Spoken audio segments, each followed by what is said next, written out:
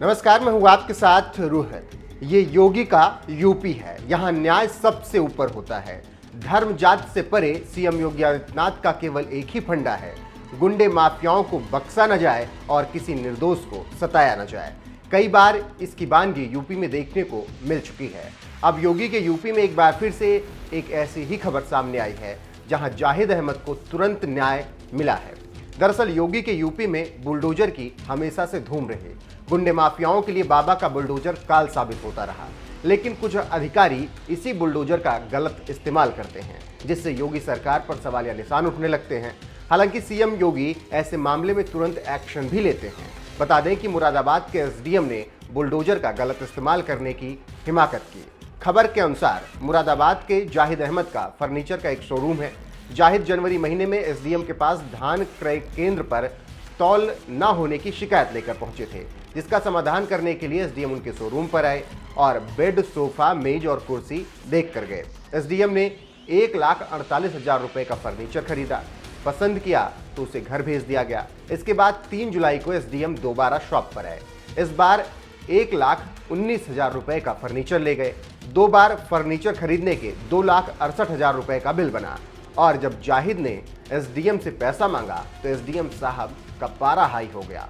उन्होंने जाहिद को बर्बाद करने की धमकी दे डाली। जाहिद के ऊपर एसडीएम साहब इस कदर नाराज हो गए कि उसका घर गिराने के लिए बुलडोजर भेज दिया और एक दीवार गिरा भी दी गई। कारोबारी जाहिद ये सब देख हैरान हुए और किसी तरीके से कार्रवाई रुकवाई और गुहार लगाई कि उनको न्याय मिलना चाहिए। मेरा एक बार पहले फर्नीचर गया था, फिर दूसरी बार गया। कहाँ पर गया था? पहले बिलारी और मुरादाबाद सरकारी आवास पर। फिर बाद में जो है बोले ये फर्नीचर बहुत अच्छा लगा और अब मेरा दूसरा मेरी बेटी के लिए एसडीएम घनश्याम वर्मा जी वो स्वयं मेरे ऑफिस पे आए।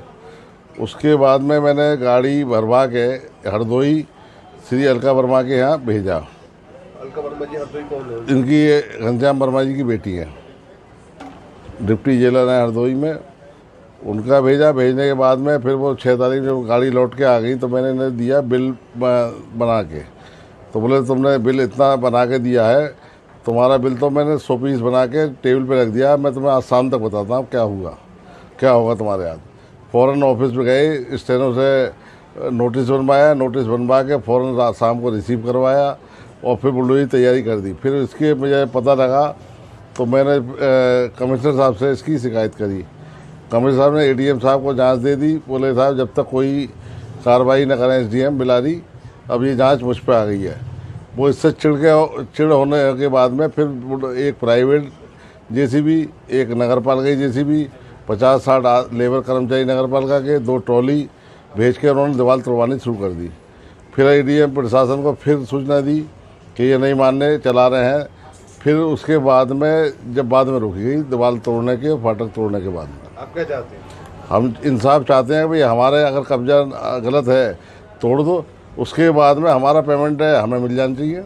अब जैसे ही पीड़ित कारोबारी जाहिद अहमद ने न्याय की गुहार लगाई, योगी राज में तुरंत एक्शन भी ले लिया गया। कमिश्नर के निर्देश पर एसडीएम पर जांच शुरू कर दी गई और स्पष्टीकरण मांग लिया गया। बता दें कि कमिश्नर ने डीएम को जांच के निर्देश दिए, जिसके बाद कारोबारी जाहिद के साथ ही एसडीएम को भी नोटिस जारी किया गया है। मामले में दोनों पक्षों से 7 दिनों में जवाब देने के लिए कहा गया है। उसके बाद आगे की कार्रवाई की जाएगी। वहीं डीएम शैलेंद्र कुमार का कहना है कि कारोबारी ने एक तालाब पर कब्जा कर रखा है, इसीलिए उस पहलू पर भी जांच की जा रही है। जांच के बाद ही आगे कुछ निष्कर्ष निकलेगा और बताया जा सकेगा कि इसके पीछे क्या कुछ रहा है और क्यों इस तरीके की कार्रवाई एसडीएम ने की थी।